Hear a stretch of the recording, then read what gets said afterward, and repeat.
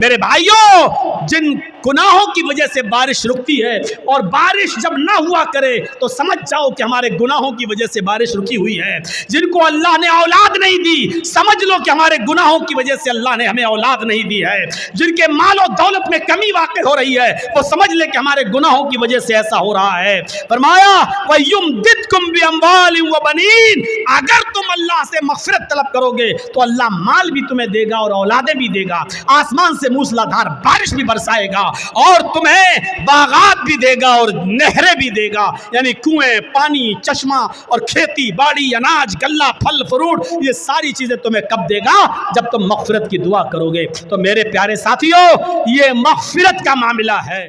توبہ کے مفہوم میں یہ تین چیزیں شامل ہیں۔ اگر کوئی آدمی اللہ سے توبہ کرتا ہے اور یہ تین چیزیں اس کی توبہ میں شامل نہیں ہیں تو وہ توبہ نہیں ہے۔ کوئی گناہ ہو گیا، اللہ توبہ توبہ توبہ توبہ توبہ، یہ توبہ نہیں ہے۔ بہت سے لوگوں کو آپ نے دیکھا ہوگا، کوئی گناہ کر بیٹھے، توبہ توبہ توبہ، یہ توبہ نہیں ہے۔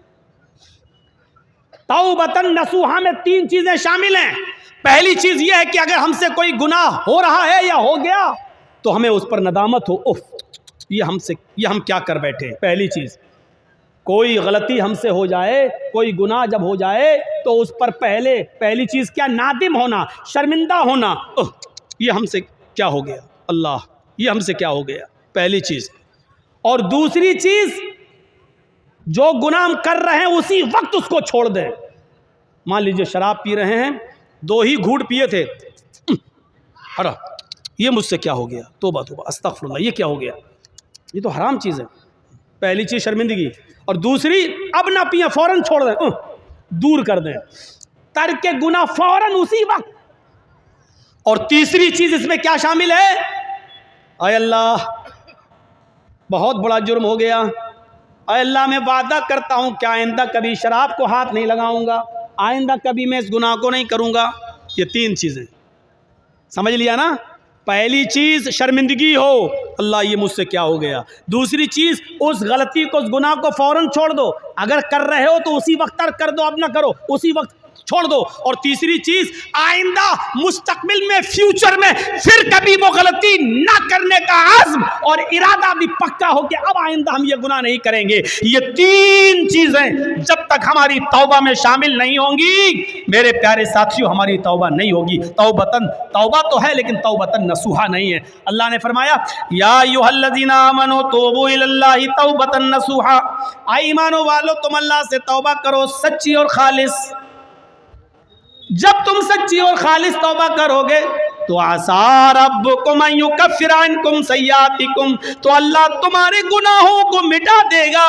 عسیٰ ربکم ان یکفر عنکم سیئاتکم، تو اللہ تمہارے گناہوں کو مٹا دے گا۔ ویدخلکم جنات تجری من تحتہا الانہار، جب تم خالص اللہ سے سچی توبہ کرو گے تو اللہ تمہیں ایسی جنتوں میں داخل کر دے گا جس کے نیچے نہریں بہہ رہی ہوں گی، جس کے نیچے نہریں جاری ہوں گی۔ توبہ کون کرتا ہے؟ مسلمان۔ توبہ کون کرتا ہے؟ مومن۔ کیونکہ اللہ تبارک و تعالیٰ نے انسان کو دونوں صلاحیتیں دے کر بھیجا ہے۔ آج میں تمہیں ایک ایسی چیز بتلا رہا ہوں، اس کو اگر سمجھ لیا تو بہت کچھ سمجھ لو گے۔ اللہ نے انسان کو دونوں صلاحیتیں دے کر بھیجا ہے۔ اللہ نے انسان کو اچھے کام کرنے کی صلاحیت بھی دی ہے اور اللہ نے انسان کو برے کام کرنے کی صلاحیت بھی دی ہے۔ انسان کو اچھے کام کرنے کی طاقت بھی دی ہے اور برے کام کرنے کی بھی طاقت دی ہے۔ اللہ نے انسان کو نیکیاں کرنے کی بھی صلاحیت دی ہے اور گناہ کی بھی صلاحیت دی ہے۔ ہاں، اور گناہ کرنے کی صلاحیت دی ہے تو گناہوں سے بچنے کی بھی صلاحیت دی ہے۔ انسان نیکیاں کر سکتا ہے تو برائی بھی کر سکتا ہے، دونوں صلاحیتیں ہیں۔ انسان برائیاں کر سکتا ہے تو برائیوں سے بچا بھی سکتا ہے اپنے آپ کو۔ یہ دونوں صلاحیتیں دے کر اللہ تعالیٰ نے انسان کو بھیجا ہے۔ یہ صلاحیت اللہ نے فرشتوں کے اندر نہیں رکھی ہے۔ اللہ نے فرشتوں کو صرف نیکیاں کرنے کی صلاحیت دی ہے، گناہ کرنے کی صلاحیت فرشتوں کے پاس نہیں ہے۔ کسی فرشتے سے کہو جوا کھیل کے دکھاؤ تو کوئی فرشتہ جوا نہیں کھیل سکتا۔ کسی فرشتے کو کبھی آپ نے سنا ہے کہ اس نے شراب پی؟ نہیں پی سکتا۔ کیوں؟ کیونکہ اللہ تعالیٰ نے فرشتوں کو گناہ کرنے کی صلاحیت دی ہی نہیں ہے۔ اللہ نے انسان کو گناہ کرنے کی بھی صلاحیت دی اور نیکی کرنے کی بھی صلاحیت دی، اور یہی انسان کا کمال ہے۔ کمال جانتے ہو؟ انسان کے مکمل ہونے کی دلیل یہی ہے۔ فرشتے مکمل نہیں ہیں، انسان مکمل ہے، اسی لیے اللہ تعالیٰ نے انسان کا درجہ فرشتوں سے بھی بلند رکھا ہے، بلند، فرشتوں سے بھی بلند رکھا ہے۔ کیوں؟ کیونکہ فرشتوں نے اللہ کو دیکھا، فرشتوں نے جنت دیکھی، فرشتوں نے جہنم دیکھی۔ فرشتوں نے تو جنت جہنم دیکھی ہے، اگر وہ اللہ کی ہر وقت عبادت کرتے ہیں تو یہ کوئی کمال نہیں ہے۔ کمال تو یہ ہے کہ ہم نے اور آپ نے اور مسلمانوں نے جنت نہیں دیکھی پھر بھی جنت میں جانے کی خواہش، جہنم نہیں دیکھی پھر بھی جہنم سے بچنے کی خواہش، جہنم نہیں دیکھی پھر بھی دعا کرتے ہیں ربنا آتنا فی الدنیا حسنۃ وفی الآخرۃ حسنۃ وقنا عذاب النار۔ اے اللہ ہم کو دوزخ کے عذاب سے بچا لے۔ ہم نے اور آپ نے دوزخ جہنم نہیں دیکھی پھر بھی یہ دعا کرتے ہیں ربنا اصرف عنا عذاب جہنم ان عذابها کان غراما۔ اے اللہ جہنم کا عذاب ہم سے پھیر دے، جہنم کا عذاب ہم سے ہٹا لے۔ ان عذابها کان غراما، تیرا عذاب بہت ہی زیادہ سخت اور چمٹنے والا ہے۔ یہ ہمیں اور آپ کو یہ دعا کرنا پڑتی ہے، کیوں؟ حالانکہ جہنم دیکھی نہیں ہے۔ ایک بوڑھا آدمی ہے اور وہ اندھا ہے، ایک اندھا آدمی جا رہا ہے اور راستے سے خوبصورت لڑکی چلی آ رہی ہے، خوبصورت، حسین و جمیل، بلا کی حسین و جمیل، لیکن ایک اندھا نوجوان جا رہا ہے، اس بیچارے کو لڑکی دکھائی نہیں دے رہی ہے۔ اس میں اس اندھے کا کیا کمال ہے؟ اب وہ اندھا اس لڑکی کو دیکھ ہی نہیں پا رہا ہے، اس کے حسن و جمال کو دیکھ ہی نہیں پا رہا ہے، تو اس میں اندھے کا کیا کمال ہے؟ اگر اندھا اس لڑکی کو نہیں چھیڑتا ہے، یا اندھا اس لڑکی کے قریب نہیں جاتا ہے، یا اس لڑکی سے کچھ گفتگو نہیں کرتا ہے اور اس لڑکی کو نہیں دیکھ رہا، تو اس میں اندھے کا کیا کمال ہے بھائی؟ اس کو تو دکھتا ہی نہیں ہے۔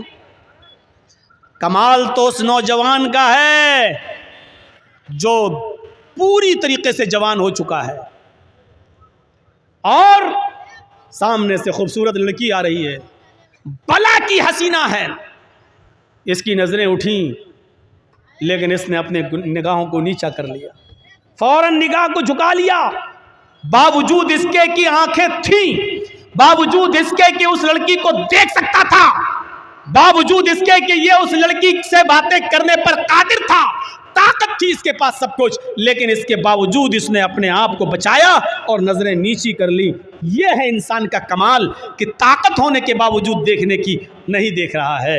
یہ ہے کہ اس لڑکی کے پاس جا سکتا تھا لیکن نہیں جا رہا ہے، طاقت ہونے کے باوجود اس اپنے آپ کو بچا رہا ہے۔ یہ ہے کمال میرے بھائیوں۔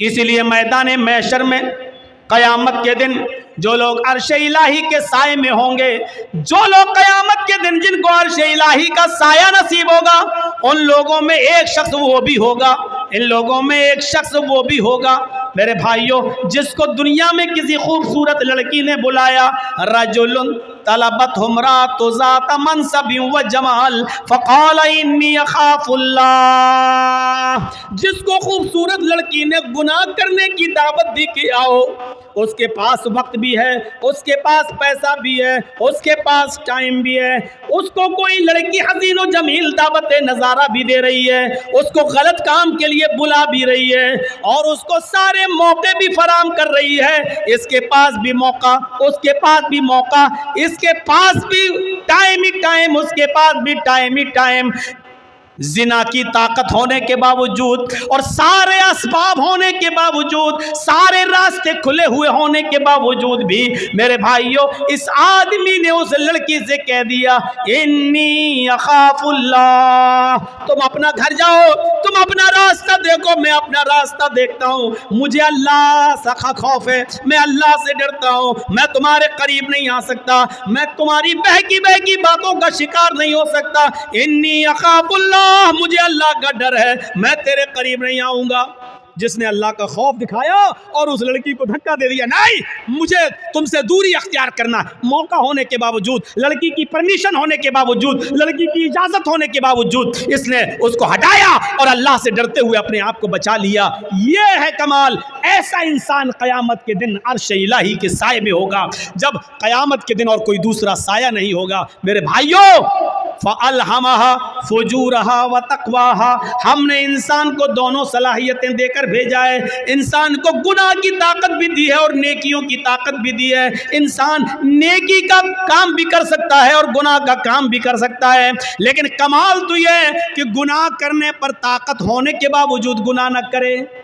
فرشتے گناہ کر ہی نہیں سکتے کیونکہ گناہ کی طاقت ہی نہیں ہے، اور ہم اور آپ گناہ کر سکتے ہیں، گناہ کی طاقت ہونے کے باوجود ہم گناہ نہ کریں، تو یہ ہے کمال۔ اور اسی لیے انسان کا درجہ اللہ رب العالمین نے فرشتوں سے بھی بلند کر دیا۔ کیوں؟ کیونکہ اس کے اندر گناہ کی طاقت تھی، لیکن اس کے باوجود اس نے اپنے آپ کو بچا لیا۔ یہ فرشتے جو ہیں کرامن کاتبین جو ہمارے کاندھوں پر رہتے ہیں، مجال ہے کبھی کسی لڑکی کے ساتھ زنا کر لیں، اللہ نے یہ طاقت دی نہیں ہے ان کو۔ قبر میں فرشتے آتے ہیں حساب و کتاب کے لیے، منکر نکیر، مجال ہے کہ کوئی فرشتہ کسی عورت کے ساتھ زنا کر لے؟ نہیں۔ کیوں؟ اللہ نے طاقت ہی نہیں دی زنا کی۔ زنا کی طاقت انسان کے پاس ہے، اور طاقت ہونے کے باوجود اپنے آپ کو زنا سے بچا لے، یہ ہے فرشتوں سے بھی بڑا کام، یہ ہے بڑا دل گردے کا کام۔ اور جس نے اس کام کو اب کر لیا، انجام دے لیا، طاقت ہونے کے باوجود اپنے آپ کو بچا لیا، میرے بھائیوں اس کا مقام و مرتبہ فرشتوں سے بلند ہے، فرشتوں سے بلند۔ وَيُدْخِلَكُمْ جَنَّاتٍ تَجْرِي مِن تَحْتِهَا الْأَنْهَارُ، اللہ ایسی جنتوں میں تمہیں داخل کرے گا جس کے نیچے نہریں بہ رہی ہوں۔ آؤ ایک اور نظریے سے سمجھو،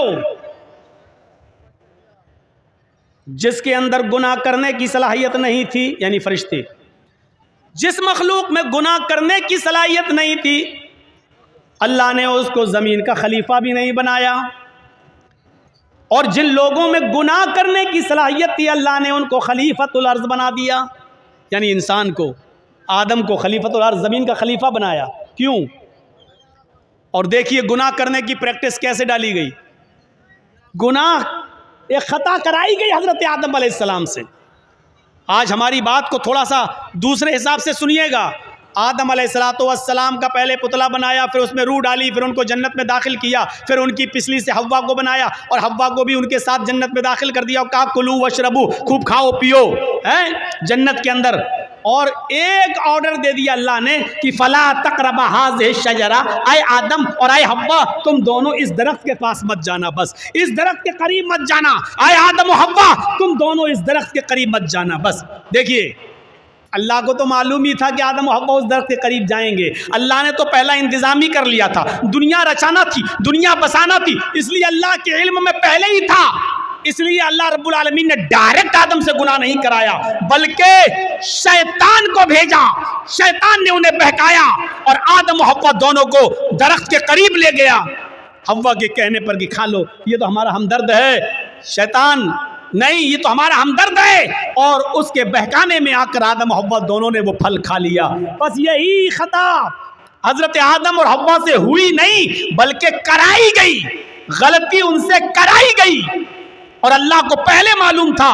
جیسی آدم و حوا دونوں نے اس درخت کے پھل کو کھایا، جنتی لباس ان کے جسم سے اتر گیا، انہوں نے بڑے بڑے پتوں سے، درخت کے بڑے بڑے پتوں سے، جنت کے درختوں کے پتوں سے اپنا جسم چھپایا۔ یہ انسان کی فطرت ہے، یہ انسان کی فطرت ہے۔ آج آپ دیکھ سکتے ہو علاقوں میں گھوم گھوم کر کہ کون کس پوزیشن میں رہتا ہے۔ میرے بھائیوں آدم کی بیوی ہے حوا، اور میاں بیوی میں کوئی پردہ نہیں ہے، لیکن اس کے باوجود جب جنتی لباس دونوں کے جسم سے اترا تو انہوں نے جنت کے درختوں کے بڑے بڑے پتوں سے اپنے سطر کو چھپایا، اپنے شرمگاہ کو، اپنے سطر کو چھپایا، یعنی سطر چھپانا یہ انسان کی فطرت میں داخل ہے۔ میرے پیارے ساتھیوں پھر اللہ رب العالمین نے دونوں کو جنت سے باہر کر دیا۔ اے آدم و حوا دونوں نے آج میری نافرمانی کی ہے، اب تم دونوں کے لیے جنت حرام ہے، اب تم دونوں یہاں سے نکلو۔ اللہ چاہتا تو اس غلطی کی بنا پر جہنم میں ڈال سکتا تھا، لیکن نہیں، چونکہ اللہ کو دنیا بسانا تھی، اللہ کو دنیا رچانا تھا، اللہ کو دنیا میں بھیجنا تھا، اس لیے آدم و حوا دونوں کو دنیا میں بھیج دیا۔ اب جاؤ، اب سنو، غلطی تو ہوئی، اور غلطی بھی مخلوق ہے، اور مخلوق کا خالق اللہ رب العالمین ہے۔ دنیا میں کوئی ایسی بیماری پیدا ہی نہیں ہوئی کہ اللہ نے بیماری پیدا کی ہو اور اس کا علاج نہ اتارا ہو۔ کوئی بیماری دنیا میں ایسی ہے ہی نہیں جس کا علاج نہ اتارا ہو، الا الموت، موت کے علاوہ۔ اب آپ کہو مولانا کیا بات کرتے ہو، کینسر کا کوئی علاج نہیں ہے۔ انسان کی عقل ابھی وہاں تک نہیں پہنچی ہے۔ کل تک ٹی بی کا علاج نہیں تھا، لیکن آج ٹی بی کا علاج آ گیا کہ نہیں آ گیا؟ کل تک بہت سی بیماریوں کا علاج نہیں تھا، لیکن آج پاسبل ہو گیا ہے۔ ہو سکتا ہے کل انسان کا علم اس کو کینسر کی کھوج میں بھی کامیاب کر دے، اور کینسر کا علاج بھی انسان ڈھونڈ لے۔ صرف موت کے ہر چیز اور ہر بیماری کا علاج اللہ نے اتارا ہے۔ تو میرے بھائیوں، اگر اللہ نے بیماری اتاری تو اللہ نے اس کا علاج بھی اتارا ہے۔ اسی طریقے سے اگر اللہ نے خطا اور غلطی کو پیدا کیا ہے، اللہ نے گناہ کو اگر پیدا کیا ہے، تو گناہ کا علاج بھی توبہ اور استغفار کی شکل میں بتایا ہے۔ اگر بیماری ہے تو اس کا علاج بھی ہے، اگر گناہ پیدا کیا ہے تو گناہ کا تریاق اور گناہ کا علاج بھی بتایا ہے، اور وہ کیا ہے؟ توبہ اور استغفار۔ اسی لیے آدم اور حوا دونوں کو جب جنت سے بھیج دیا گیا دنیا میں، تو آدم و حوا سے جب یہ خطا ہوئی تو آدم و حوا نے اپنی اس خطا کا، اپنی اس بیماری کا، اپنی اس گناہ کا اور اس غلطی کا اقرار بھی کیا، اور اس کا علاج اس طریقے سے کیا، ربنا ظلمنا انفسنا وان لم تغفر لنا وترحمنا لنکونن من الخاسرین۔ حضرت یونس علیہ السلام سے اللہ نے فرمایا تمہیں جانا نہیں ہے، تمہیں اپنی بستی میں رہ کر دعوت و تبلیغ کرنا ہے۔ یونس نہیں مانے، اللہ کی مرضی کے بغیر، اللہ کے حکم کے بغیر چل دیے۔ ایک خطا کی، ایک غلطی کی، اللہ نے ان کو سمندر میں کشتی میں اسے پلٹوا دیا، مچھلی نے ان کو نگل لیا۔ یونس علیہ السلام سے خطا ہوئی، یونس علیہ السلام سے غلطی ہوئی، اللہ کا حکم نہیں مانا، اب اس غلطی کے اقرار بھی کر رہے ہیں، اور اس غلطی کا علاج توبہ کی شکل میں، استغفار کی شکل میں کر رہے ہیں۔ لا الہ الا انت سبحانک انی کنت من الظالمین۔ اگر غلطی ہے، گناہ اللہ نے پیدا کیا ہے، تو اس کا علاج بھی پیدا کیا ہے، اور اس کا علاج کیا ہے؟ توبہ اور استغفار۔ حضرت آدم سے غلطی ہوئی، جنت سے نکالے گئے اور دنیا میں آئے تو کیا کہا؟ ربنا ظلمنا انفسنا وان لم تغفر لنا وترحمنا لنکونن من الخاسرین۔ اے ہمارے پروردگار، ہم دونوں نے اپنے آپ پر بہت بڑا ظلم کیا ہے، اگر تو نے ہماری مغفرت نہ فرمائی اور ہم پر رحم نہ فرمایا، لا نکونن من الخاسرین، تو ہم نقصان اٹھانے والوں میں سے ہو جائیں گے، ہم بہت زیادہ نقصان اٹھانے والوں میں سے ہو جائیں گے۔ اور اسی وجہ سے دیکھیے، آپ دیکھیے کیسا جواب، ترکی بترکی جواب۔ ادھر اللہ رب العالمین شیطان کو بھی بھگا رہا ہے، راندہ درگاہ کر رہا ہے۔ اے شیطان، اے ابلیس، ہم نے کہا تھا آدم کو سجدہ کر، فَسَجَدُوا إِلَّا ابلیس، سارے فرشتوں نے آدم کو سجدہ کیا سوائے ابلیس کے، ابا، انکار کر دیا، وَاسْتَكْبَرَ، اور تکبر میں آ گیا۔ اے ابلیس، ہماری نافرمانی کرنے کے عوض تجھے بھی نکالا جا رہا ہے، راندہ درگاہ کیا جا رہا ہے۔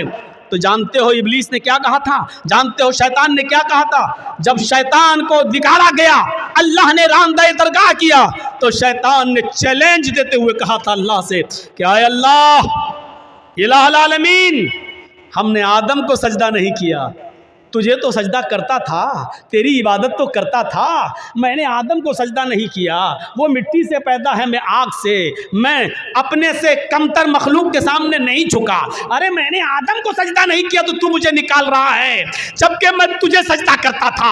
روئے زمین پر، پوری کائنات پر 4 انگلی کے برابر بھی کوئی جگہ ایسی خالی نہیں جہاں شیطان نے اللہ کو سجدہ نہ کیا ہو، اتنا سجدہ کرتا تھا وہ اللہ کو، اتنی عبادت کرتا تھا اللہ کی، لیکن ایک بات نہیں مانی، آدم کو سجدہ کرو، نہیں کیا اس نے۔ ارے ہم تو کتنی نافرمانی کرتے ہیں اللہ کی، اور اتنی عبادتیں بھی نہیں ہماری۔ ہم اپنا انجام سوچیں، اپنے بارے میں ذرا غور کریں۔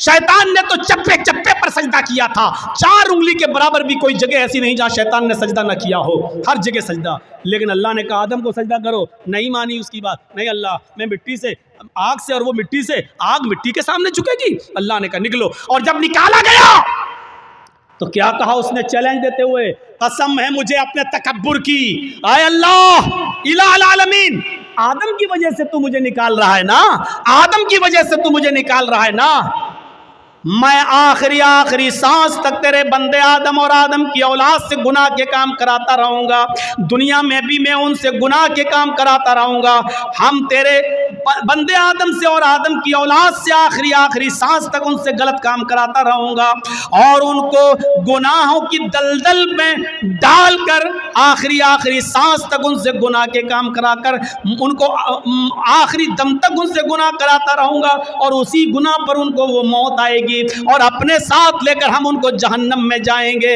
आए अल्लाह कसम है मुझे अपने तकब्बुर की कि मैं तेरे बंदे आदम और आदम की औलाद से आखिरी सांस तक गुनाह कराता रहूंगा और उनको क़यामत के दिन अपने साथ जहन्नम में ले जाऊंगा। तो उधर अल्लाह ने उसके चैलेंज को कबूल करते हुए तुर्की ब तुर्की जवाब दिया, ऐ इब्लीस जा तू मेरे बंदे को आखिरी वक्त तक बहका, जा तू आदम की औलाद से आखिरी वक्त तक गुनाह के काम करा, जा मैं तुझे इजाजत देता हूं आखिरी वक्त तक तू मेरे बंदों को बहकाता रहे और उनसे गुनाह के काम कराता रहे और तू उनको अपने साथ जहन्नम में ले जाता रहे, जा मुझे तेरा ये चैलेंज कबूल है, लेकिन कसम है मुझे भी अपने इज्जत और जलाल की, मैं भी अपने बंदे के आखिरी वक्त तक की तौबा को कबूल करता रहूंगा, मैं अपने बंदे के आखिरी वक्त तक के गुनाह को माफ कर दूंगा अगर उसने सच्ची और खालिस तौबा की, यानी तौबतन नसूहा, अगर मेरे बंदे ने खालिस और सच्ची तौबा की तो मैं अपने बंदे की उस तौबा को कबूल करके और आखिरी वक्त तक के गुनाह को माफ करके अपने बंदों को जन्नत में दाखिल करता रहूंगा।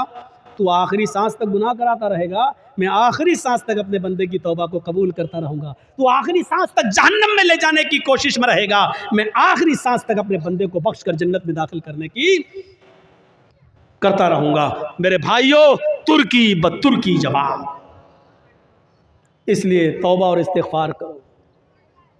क्या लगता है आपको इतना सा जुमला कहने में? गुनाह अल्लाह ने उतारा है तो उसका इलाज तौबा और इस्तिग़फ़ार भी उतारा है। कोई गुनाह हो जाए फौरन कहो अस्तग़फ़िरुल्लाह रब्बी मिन कुल्लि ज़ंबिन व अतूबु इलैहि, और उठते बैठते चलते फिरते ये जुमला पढ़ते रहो। कितना सा जुमला है यार, अस्तग़फ़िरुल्लाह रब्बी मिन कुल्लि ज़ंबिन व अतूबु इलैहि, उड़ते फिरते चलते फिरते खाते पीते जुमले पढ़ते रहो। अस्तग़फ़िरुल्लाह रब्बी, मैं मग़फ़िरत तलब करता हूँ अल्लाह की, अस्तग़फ़िरुल्लाह, मैं अल्लाह से मग़फ़िरत तलब करता हूँ जो मेरा रब है, मिन कुल्लि ज़ंबिन, हर गुनाह से, व अतूबु इलैहि, और उसी से तौबा करता हूँ, उसी की तरफ रुजू होता हूँ। ये ऐसी दुआ है कि खुद अल्लाह के नबी सल्लल्लाहु अलैहि वसल्लम ये दुआ पढ़ा करते थे और कहा करते थे, लोगों इस्तग़फ़िरू रब्बकुम व इन्नी लअस्तग़फ़िरुल्लाह फिल यौम मियता मर्रा, आए लोगो तुम अपने रब से मग़फ़िरत मांगा करो, आए लोगो तुम अपने रब से मग़फ़िरत तलब किया करो, इन्नी लअस्तग़फ़िरुल्लाह फिल यौम मियता मर्रा, मुहम्मदुर रसूलुल्लाह का नहीं मेरा हाल ये है कि मैं एक दिन में 24 घंटे में सुबह और शाम में 100 से ज़्यादा बार अल्लाह से मग़फ़िरत तलब करता हूँ, अल्लाह से इस्तिग़फ़ार करता हूँ। मेरा हाल ये है कि मैं 100 से ज़्यादा बार अल्लाह से मग़फ़िरत तलब करता हूँ। अल्लाह ताला ने अपने नबी मोहम्मद रसूलुल्लाह को हुक्म दिया, वक़ुल रब्बिग़फ़िर वरहम व अंत खैरुर राहिमीन, वक़ुल रब्बिग़फ़िर, आए मोहम्मद सल्लल्लाहु अलैहि वसल्लम कह दो, ये कहते रहो, रब्बिग़फ़िर, अल्लाह मेरी मग़फ़िरत फरमा, वरहम, मेरे ऊपर रहम फरमा, व अंत खैरुर राहिमीन, और तू बहुत ज़्यादा रहम करने वाला है। मेरे भाइयों इन जुमलों को अदा करते रहिए। अल्लाह के नबी भी कहते थे, वह इन्नी लअस्तग़फ़िरुल्लाह फिल यौम मियता मर्रा, अल्लाह के नबी भी कहा करते थे, अस्तग़फ़िरुल्लाह रब्बी मिन कुल्लि ज़ंबिन व अतूबु इलैहि, ये मग़फ़िरत तलब करना बहुत ज़रूरी है। और जानते हो मग़फ़िरत के फ़ायदे क्या हैं? मग़फ़िरत के फ़ायदे क्या हैं? हज़रत नूह अलैहिस्सलातु वस्सलाम ने अपनी कौम से कहा था, जब कहत पड़ गया, बहुत ज़्यादा सूखा पड़ गया, तो अपनी कौम के लोगों से कहा था, क्या कहा था, वस्तग़फ़िरू रब्बकुम इन्नहु कान गफ़्फ़ारा, आए मेरी कौम के लोगों अपने रब से मगफिरत तलब करो। आए मेरी कौम के लोगों, अपने रब से मगफिरत तलब करो। युरसिलिस समाअ अलैकुम मिदरारा, जब तुम अपने रब से मगफिरत तलब करोगे तो अल्लाह रब्बुल आलमीन आसमान से बारिशें बरसाएगा। ये जो कहत पड़ गया है, जो सूखा पड़ गया है, अल्लाह रब्बुल आलमीन आसमान से तुम्हारे ऊपर बारिशें बरसाएगा अगर तुम मगफिरत तलब करोगे, इस्तिग़फ़ार करोगे तो। युरसिलिस समाअ अलैकुम मिदरारा, अल्लाह रब्बुल आलमीन तुम्हारे ऊपर आसमान से बारिश बरसाएगा। व युमदिदकुम बिअमवालिन व बनीन, और अल्लाह रब्बुल आलमीन तुम्हें औलादें देगा और माल से नवाजेगा। व युमदिदकुम बिअमवालिन व बनीन, अल्लाह तुम्हें माल भी देगा और औलादें भी देगा। यानी अगर किसी का माल, रिस्क में कमी आ गई है, मालो दौलत में कमी आ रही है, बरकतें नहीं हो रही हैं, तो गौर करो कि उसके गुनाह बढ़ गए हैं, मगफिरत तलब करो, अल्लाह से इस्तिग़फ़ार करोगे तो अल्लाह तुम्हें माल भी देगा, वह बनीन, और तुम्हें औलादें भी देगा। वह यजअल लकुम जन्नातिन व यजअल लकुम अनहारा, और तुम्हें बागात अता फरमाएगा और चश्मे जारी करेगा, तुम्हें नहरें अता फरमाएगा। यानी मगफिरत तलब करोगे तो ये नेमतें अल्लाह रब्बुल आलमीन तुम्हें देगा। हज़रत उमर फारूक के ज़माने में कहत पड़ गया, हज़रत उमर फारूक के ज़माने में कहत पड़ गया, लोगों ने अमीरुल मोमिनीन चलिए नमाज इस्तिस्का पढ़िए, अल्लाह से हमारे लिए दुआ कीजिए कि अल्लाह रहमत की बारिश फरमाए। सूखा पड़ा हुआ है, बच्चे भूखे मरने लगे, हालात बहुत ख़राब हैं। आए अमीरुल मोमिनीन जंगल की तरफ निकलिए और अल्लाह से बारिश तलब कीजिए, नमाज इस्तिस्का पढ़िए। अल्लाह हज़रत उमर फारूक रज़ी अल्लाह ताला अन्हु तमाम लोगों को लेकर निकले, तमाम लोगों को लेकर जंगल में निकले, नमाज इस्तिस्का पढ़ी और सिर्फ आसमान पर हाथ बुलंद करके इतना फरमाया, नस्तग़फ़िरुल्लाह नस्तग़फ़िरुल्लाह, अल्लाह हम सब इस्तिग़फ़ार करने आए हैं, हम सब मग़फ़िरत तलब करने आए हैं। हज़रत उमर ने ये नहीं कहा अल्लाह तू मेरे ऊपर रहमत की बारिश फरमा, ये नहीं कहा कि अल्लाह तू हमारे ऊपर रहमत की बरखा फरमा, एक कतरा पानी का नहीं मांगा। हज़रत उमर ने सिर्फ ये कहा अल्लाह मेरी मग़फ़िरत फरमा, हमारे साथ जितने लोग आए हैं अल्लाह इन सब की मग़फ़िरत फरमा दे, अल्लाह हमारे गुनाहों को बख्श दे, अल्लाह हमारी मग़फ़िरत फरमा दे। इतनी दुआ मांगी और लौट के वापस चले आए। जब अपने घर पे आए तो तमाम लोगों ने घर घेर लिया। हज़रत उमर बाहर निकले, लोगों ने कहा अमीरुल मोमिनीन ये क्या हो गया आपको, आप जंगल में हम सबको लेकर निकले, हमने सोचा नमाज इस्तिस्का के बाद आप अल्लाह से दुआ करेंगे कि अल्लाह हमारे ऊपर रहमत की बारिश फरमाए। आपने बारिश के लिए एक लफ्ज़ भी अल्लाह से नहीं मांगा, आपने एक कतरा पानी भी अल्लाह से दुआ नहीं की और आप मग़फ़िरत की दुआ करके चले आए। फरमाया ऐ लोगों क्या तुमने ये नहीं पढ़ा वस्तग़फ़िरू रब्बकुम इन्नहु कान गफ़्फ़ारा, अपने रब से मग़फ़िरत तलब करो, वो बहुत ही ज़्यादा बख्शने वाला है। युरसिलिस समाअ अलैकुम मिदरारा, जब मग़फ़िरत तलब करोगे तो अल्लाह आसमानों से मूसलाधार बारिश बरसाएगा।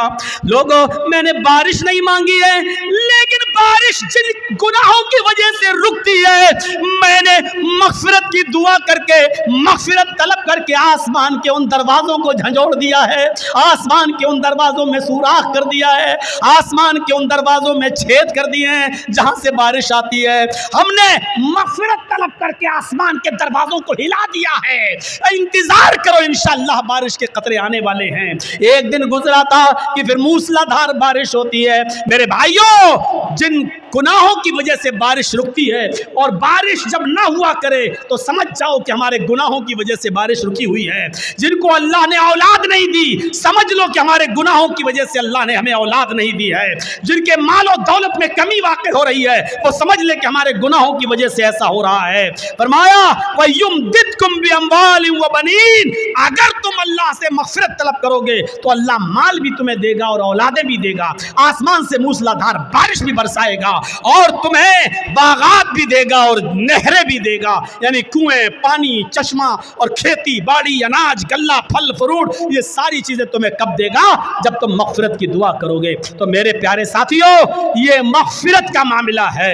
इसलिए मैंने कहा या अय्युहल्लज़ीना आमनू तूबू इलल्लाहि तौबतन नसूहा, ईमान वालो अल्लाह रब्बुल आलमीन से सच्ची और खालिस तौबा करो। लेकिन ये सारी नेमतें हमें तभी मिलेंगी जब हम खालिस और सच्ची तौबा करेंगे। अपने मुआशरे की इस्लाह करो और अब गुनाह बार बार मत करो, गुनाहों पर नादिम होना सीखो। है किसी भी नेकी को हकीर मत समझो, छोटी से छोटी नेकी को भी हकीर मत समझो। हजरत अबू बकर सिद्दीक के दौरे खिलाफत में कहत पड़ गया। कहत मतलब सूखा, लोगों के पास खाने पीने के लिए अनाज नहीं है, गल्ला नहीं है, सूखा पड़ गया। अबू बकर का जमाना है।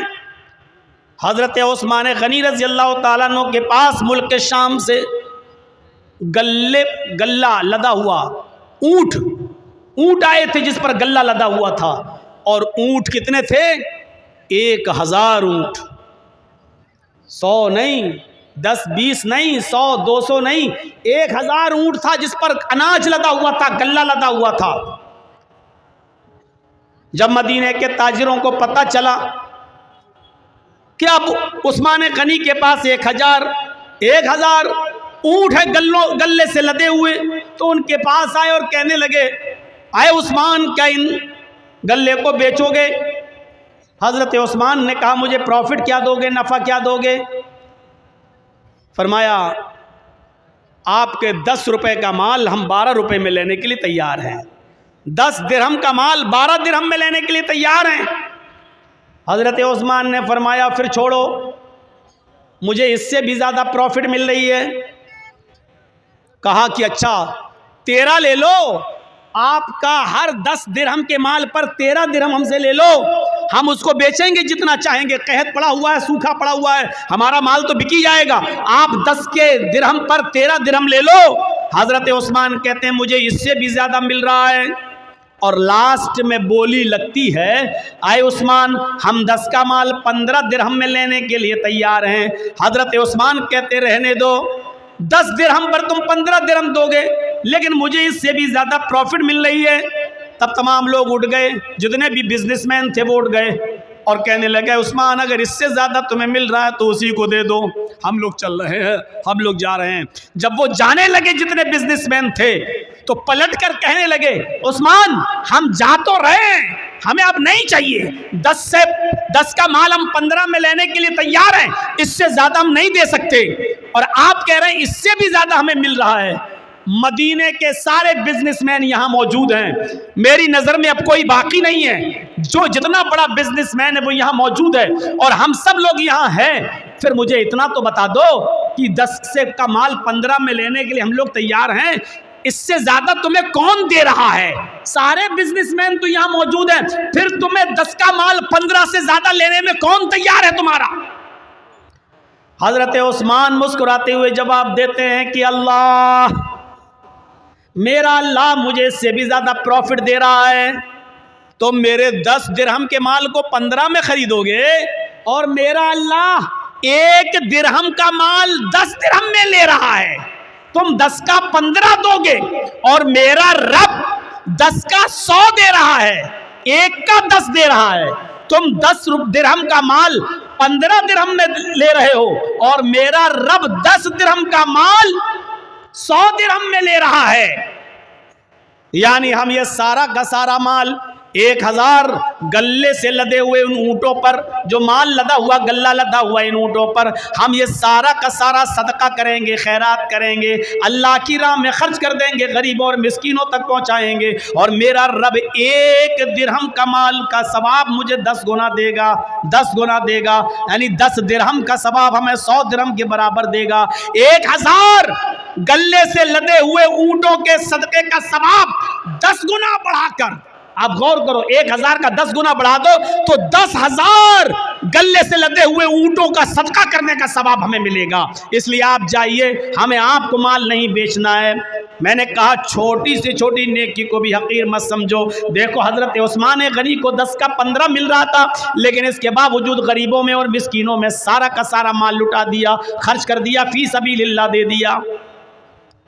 अब देखो यहाँ तो मदरसों के लिए, ताउन के लिए कितना मनाना पड़ता है, कितने झांसे देना पड़ते हैं, कितना बोतल में उतारना पड़ता है, तब जाकर 100 रुपये और 200 रुपये और 500 रुपये और 1000 रुपये हमारी जेब से निकलते हैं।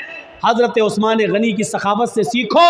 1000 गल्ले से लदे हुए ऊँट, ये भी नहीं कहा चलो 1 ऊँट का माल हम खर्च कर देते हैं अल्लाह की राह में, नहीं, पूरा का पूरा 1000 ऊँट गल्ले से लदे हुए सब का सब खर्च कर दिया, और सब का सब सदका और खैरात कर दिया। ये जज्बा था, یہ جذبہ تھا حضرت عثمان غنی کا. چھوٹی سے چھوٹی نیکی کو بھی حقیر مت سمجھو. حضرت ابو بکر صدیق کے دور خلافت میں حضرت عمر کا معمول یہ تھا کہ رات میں اٹھتے اور تہجد کی نماز پڑھنے کے بعد فجر کی نماز سے پہلے تہجد کی نماز پڑھنے کے بعد وہ رات میں نکل جاتے اور ایک بوڑھی عورت کے گھر پہ جاتے, اس کے برتن صاف کر دیتے, اس کے کپڑے دھل دیتے اور اس کے گھر میں جھاڑو لگا دیا کرتے تھے. کسی نیکی کو حقیر مت سمجھو. حضرت عمر فاروق کا معمول دیکھیے گا, کیا کر رہے ہیں؟ تہجد کی نماز پڑھی فجر کی نماز سے پہلے اور پھر چلے گئے, ایک بوڑھی عورت کے گھر گئے, اس کے برتن مانج دیے, اس کے کپڑے دھل دیے اور اس کے گھر میں جھاڑو لگا دیے. یہ ان کا معمول تھا, روزانہ یہ کام کیا کرتے تھے. ایک دن تہجد کی نماز پڑھ کے فجر کی نماز سے پہلے پہنچے, گھر میں جب گھسے تو کیا دیکھتے ہیں؟ برتن صاف ہیں. کپڑے دھلنا چاہا بوڑھی عورت کے, کیا دیکھ رہے ہیں؟ کپڑے دھلے ہوئے پڑے ہوئے ہیں. جھاڑو لی کہ جھاڑو سے گھر صاف کر دے تو کیا دیکھتے ہیں؟ گھر میں جھاڑو لگ چکی ہے. پوچھا ماں کون تھا یہ؟ آج گھر میں صفائی کیسے ہو گئی؟ کہا بیٹے میں کیا جانوں, میں تو آنکھوں سے اندھی ہوں, نابینا ہوں, مجھے کیا معلوم. میں تو سمجھی کہ تم ہی آئے ہو, برتن تم مانج رہے ہو, جھاڑو تم لگا رہے ہو, کپڑے تم دھل رہے ہو. کہا ماں میں نہیں تھا. کہا بیٹا مجھے نہیں معلوم پھر کون تھا. حضرت عمر فاروق دوسرے دن بھی یہی ٹائم پر آئے تو کیا دیکھتے ہیں؟ دوسرے دن بھی برتن مانجے جا چکے ہیں. کیا دیکھتے ہیں کہ دوسرے دن بھی برتن مانج کر ختم ہو, برتن مانجے جا چکے ہیں, جھاڑو لگ چکی ہے, کپڑے دھلے ہوئے ہیں. حضرت عمر سمجھ گئے, عمر کوئی ہے جو تم سے پہلے آتا ہے, کپڑے دھل جاتا ہے, برتن صاف کر جاتا ہے, جھاڑو لگا جاتا, کوئی ہے جو تم سے پہلے بھی یہ کام کر جاتا ہے. پتہ لگانا چاہیے کہ کون ہے. اب حضرت عمر جاسوسی کرنے لگے, چپکے سے دیکھیں کہ کون ہے. تو تہجد کی نماز پڑھ کے آئے اور چپکے سے چھپ گئے ایک درخت کی آڑ میں. کیا دیکھتے ہیں کہ ایک شخص اپنا چہرہ چھپایا ہوا چادر سے آتا ہے رات کے اندھیرے میں اور اسی بوڑھی عورت کے گھر میں چلا جاتا ہے, برتن مانجتا ہے, جھاڑو لگاتا ہے, کپڑے صاف کرتا ہے, اور اس کے بعد میں جب وہاں سے نکلتا ہے تو جیسے وہ گھر سے نکلتا ہے حضرت عمر فاروق نے اس کو پکڑ لیا. رکیے, اپنا چہرہ کھولیے تو کون ہے آپ؟ یہ میرا کام آپ کیسے کر رہے ہیں؟ اب اس نے کہا یہ میرا تیرا کیا لایا ہے, تم پہلے آ جاؤ, تم کر لو, ہم پہلے آ جائیں ہم کر لیں, چہرہ نہیں دکھا سکتا. حضرت عمر نے کہا تمہیں اللہ کا واسطہ چہرہ کھولو, میں دیکھنا چاہتا ہوں کہ مجھ سے بھی پہلے یہ کام کون کرنے آتا ہے. جب اللہ کا واسطہ دیا اور جب چہرہ کھولا تو کیا دیکھتے ہیں کہ وہ کوئی اور نہیں, حضرت ابو بکر صدیق رضی اللہ تعالیٰ عنہ خلیفہ ہیں. ارے آج آپ کے علاقے کا چیف منسٹر کسی غریب کے کپڑے کیا دھلے گا؟ آپ کے یہاں کا معمولی مکھیا اور سرپنچ بھی, آپ کے علاقے کا معمولی مکھیا اور معمولی سرپنچ بھی کسی غریب کے, کسی بوڑھی عورت کے کپڑے اپنے ہاتھ سے نہیں دھل سکتا ہے. حضرت ابو بکر صدیق رضی اللہ تعالیٰ عنہ خلیفۃ المسلمین ہیں, خلیفۃ المومنین ہیں. اور کیا حضرت عمر دیکھتے ہیں کہ کون کپڑے صاف کر رہا ہے؟ ابو بکر صدیق. کون ہے ابو بکر صدیق جو برتن مانج رہے ہیں؟ کون ہے جو گھر میں جھاڑو لگا رہا ہے؟ ابو بکر صدیق. میرے پیارے ساتھیوں, میں بتانا یہی چاہتا تھا کہ کسی بھی نیکی کو حقیر مت سمجھو. چھوٹی سے چھوٹی نیکی, یہ جھاڑو لگانا میرے بھائی ایک معمولی نیکی ہے, لیکن حضرت ابو بکر صدیق جھاڑو لگا رہے ہیں. برتن مانج دینا کوئی بہت بڑا کام نہیں ہے. اگر کسی آدمی کو اپنی انسلٹ کا خیال ہو تو بھلے ہی نہ مانجے, ورنہ برتن مانجنا کوئی بہت بڑا کام نہیں ہے.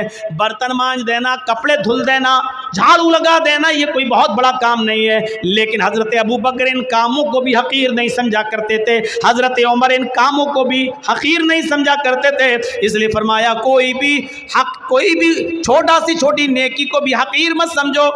کھجور نہ ہو, کھجور کا ٹکڑا ہی صدقہ و خیرات کرو. میرے پیارے ساتھیوں, ان چیزوں کو اپنے ذہن میں رکھیے, ان چیزوں کو اپنے ذہن میں رکھیے. مسلمان وہ ہوتا ہے جو چھوٹی سے چھوٹی نیکی کو بھی معمولی نہیں سمجھتا ہے، اور مسلمان مومن وہ ہوتا ہے جو چھوٹے سے چھوٹا گناہ کو بھی پہاڑ سمجھتا ہے۔ ایک چیز یاد رکھیے گا، مسلمان کون ہوتا ہے؟ جو چھوٹی سی چھوٹی نیکی کو بھی حقیر نہ سمجھے۔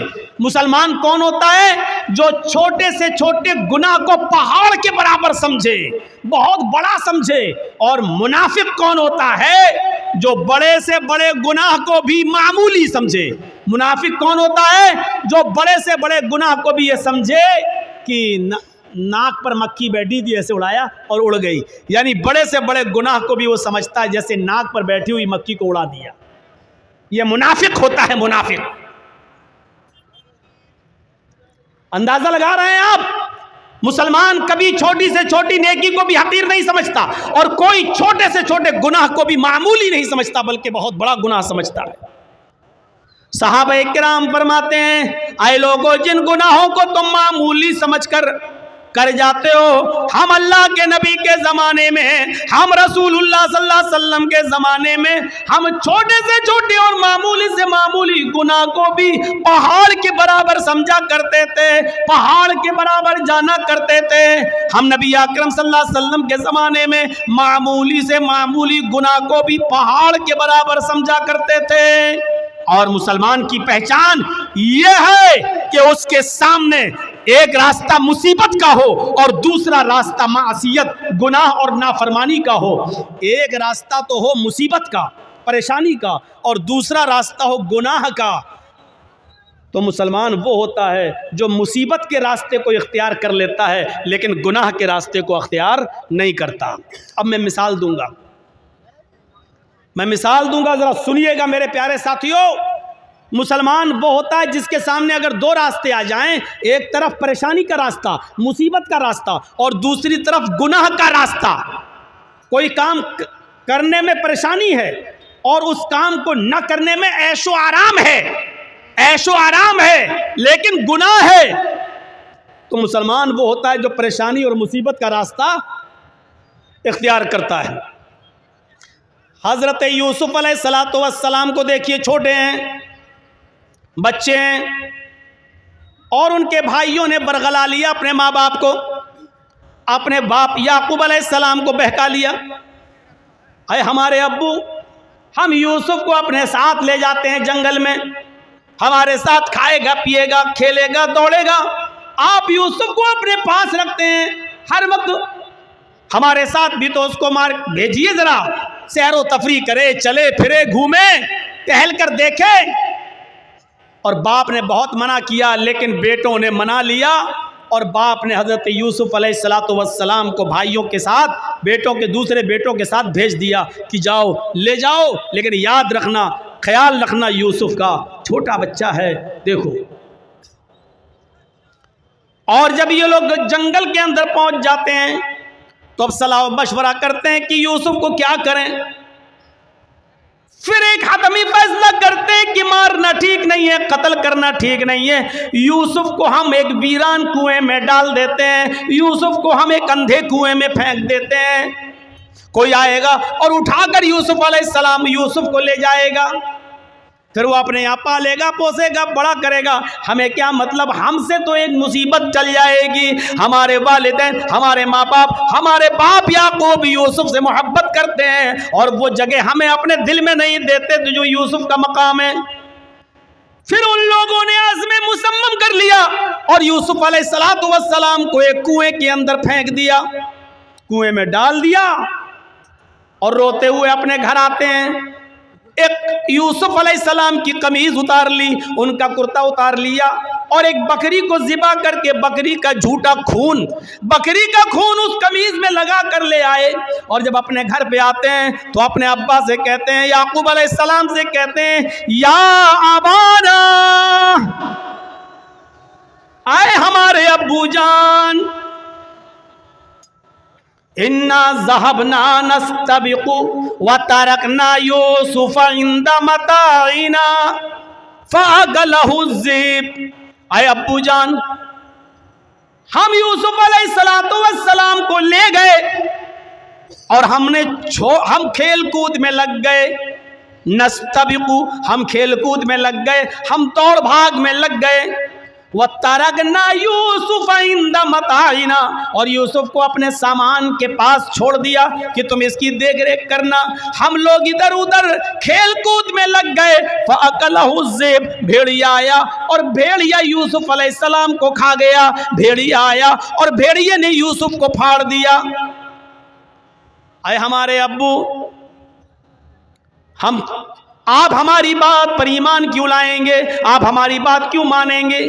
وَمَا أَنْتَ بِمُؤْمِنٍ لَنَا، آپ ہماری بات کیوں مانیں گے؟ وَلَوْ كُنَّا صَادِقِينَ، اگرچہ ہم سچے ہی کیوں نہ ہوں، ہم سچ بول رہے ہیں پھر بھی آپ کو ہماری بات کا یقین نہیں ہوگا۔ اپنے ماں باپ سے یہ بات کہہ دی، یعقوب علیہ السلام سے۔ ادھر ایک قافلہ آیا، سنیے، ادھر ایک قافلہ آیا، اس کو پیاس لگی تو کنویں کے پاس چلا گیا، اس نے ڈول ڈالا، ڈول، اس یوسف علیہ السلام اس ڈول میں بیٹھ گئے، اس نے جب کھینچا تو ڈول بھاری لگا، اس نے جھانک کر دیکھا تو ایک جو چھوٹا بچہ پڑا ہوا ہے یوسف، اس نے قافلے والوں کو خوشخبری سنائی، یا بشرا ھذا غلام، اے قافلے والوں خوشخبری سنو، یہ تو ایک بچہ پڑا ہے، یہاں تو ایک لڑکا پڑا ہوا ہے، بچہ، بڑا خوبصورت بچہ یہاں کنویں میں پڑا ہوا ہے۔ نکالا، مصر کے بازار میں لے گئے اور وہاں اس بچے کو بیچ دیا گیا۔ اور جانتے ہو اتنا خوبصورت بچہ یوسف علیہ السلام، جن کی خوبصورتی کا ذکر قرآن میں موجود، لیکن اس خوبصورت بچے کی قیمت بھی کیا لگی مصر کے بازار میں، جانتے ہو؟ ان کو پیسہ چاہیے تھا، کہتے ہیں کہ چوری کا مال ہو یا ایسا کوئی مال ہو تو آدمی جلدی ہٹاتا ہے، کبھی کبھی 20,000 کا موبائل 2,000 میں دے کے چلا جاتا ہے کہ جلدی ہٹے، جلدی سے نکلے اور پکڑا جائے تو دوسرا پکڑا جائے، ہم نہ پکڑے جائیں۔ ایسی انہوں نے دیکھا کہ یہ یوسف ہمیں ملے تو جلدی سے ان کو ہٹا دیا جائے، اور مصر کے بازار میں جب بولی لگی تو جانتے ہو بہت کم قیمت میں ان کو بیچ دیا گیا۔ وَشَرَوْهُ بِثَمَنٍ بَخْسٍ دَرَاهِمَ مَعْدُودَةٍ، قرآن کے الفاظ دیکھو میرے بھائیوں، ان لوگوں نے چند سکوں میں یوسف کو بیچ دیا، چند ٹکوں میں، چند کھوٹے سکوں میں یوسف کو بیچ دیا۔ لو، یوسف علیہ السلام بادشاہ مصر کے مہمان بنے، دھیرے دھیرے بادشاہ مصر کے پاس پہنچے۔ بادشاہ مصر نے اپنی بیوی سے کہا یہ بچہ ہے، اس کی دیکھ ریکھ کرو، آگے چل کر ہو سکتا ہے کہ ہم اس کو بیٹا بنا لیں، دیکھو اس کی خدمت کرو، دیکھ بھال کرو۔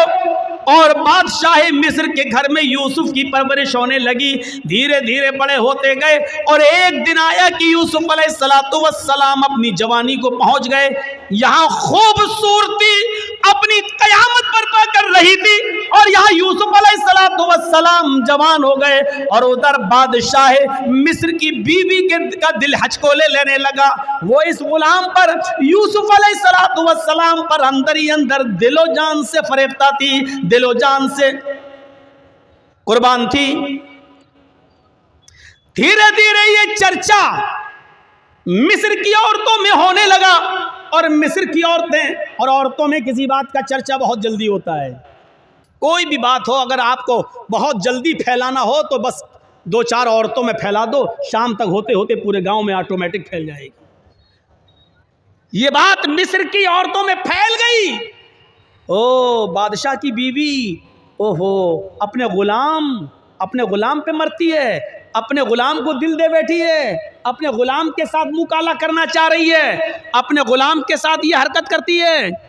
بادشاہ مصر کی بیوی کے چرچے جب مصر کی عورتوں میں ہونے لگے تو اس عورت نے، یعنی بادشاہ کی بیوی نے ساری عورتوں کو دعوت دے دی، غور کیجئے، ساری عورتوں کو دعوت دے دی، سب کے سامنے پھل رکھ دیے، سب کو چھریاں دے دیں، اور جب وہ پھلوں کو کاٹنے لگی تو اس عورت نے، بادشاہ مصر کی بیوی نے یوسف علیہ السلام سے کہا اے یوسف ان عورتوں کے سامنے سے گزر جاؤ۔ یوسف علیہ السلام ان عورتوں کے سامنے سے گزر رہے ہیں، अपनी मालिकन की बात मानना पड़ेगी। यूसुफ अलैहिस्सलाम अपने मालिक की बीवी की बात मानते हुए उन औरतों के सामने से गुजर रहे हैं। जब उन औरतों के सामने से गुजरे तो उन औरतों ने जब यूसुफ अलैहिस्सलाम को देखा, यूसुफ अलैहिस्सलाम को देखा, कुरान कहता है वो फल काट रही थी, बजाय फल काटने की वो कत्ताना ऐदियहुन्ना, उन्होंने अपनी अपनी उंगलियां काट डाली, उन्होंने अपने अपने उंगलियों पर छुरियां चला ली, अपनी अपनी उंगलियों को काट डाला। और जब यूसुफ पर नजर पड़ी तो चीख पड़ी, मा हाज़ा बशरुन इन हाज़ा इल्ला मलकुन करीम, ये कोई इंसान नहीं है, मा हाज़ा बशर, ये कोई इंसान नहीं है, इन हाज़ा इल्ला मलकुन करीम, नहीं ये तो एक मुअज़्ज़ज़ और मुकर्रम फरिश्ता नजर आता है, ये कोई इंसान लगता ही नहीं है। देखो कितना खूबसूरत है, कितना हसीन और जमील है, ये कोई इंसान नहीं, ये तो कोई बुजुर्ग फरिश्ता नजर आ रहा है। मतलब समझ रहे हैं? अभी सिर्फ बादशाह की बीवी फरिश्ता थी यूसुफ पर, अब मिस्र की सारी औरतों ने दिल दे बैठा यूसुफ को। हर औरत चाहने लगी कि यूसुफ हमारे हो जाएं, यूसुफ हमारे हो जाएं। एक फितना खड़ा हो गया।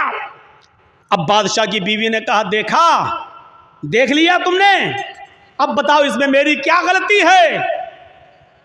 इसको मैंने बहुत बहकाया, अपनी तरफ माइल किया, लेकिन ये बचा रहा, लेकिन ये बचा रहा।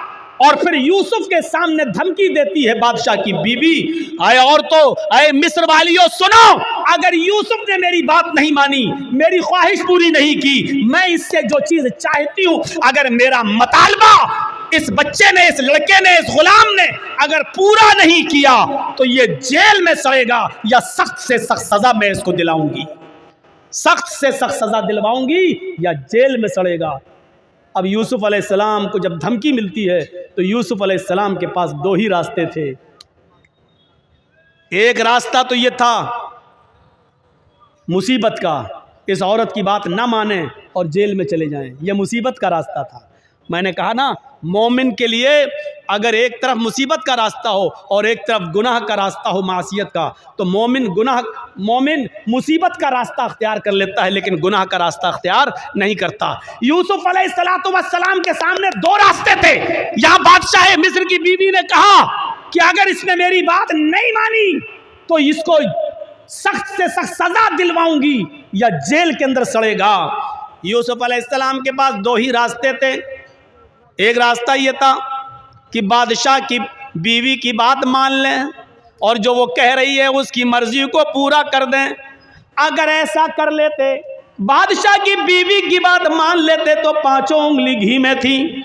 बादशाह की बीवी उनको बचाती भी, बादशाह की बीवी उनका ख्याल भी रखती, बादशाह की बीवी उनको तन्हाई का मौका भी देती, बादशाह की बीवी उनकी इज्जत और तकरीम भी करती, बादशाह की बीवी उनको अच्छी तरीके से उनकी हिफाजत भी करती, सब कुछ करती, और जो वो चाहते वो उनको मिलता रहता।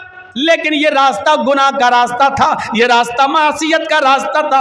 अब दूसरा रास्ता यूसुफ अलैहिस्सलाम के सामने ये था कि मैं इस गलत रास्ते पर नहीं चलूंगा।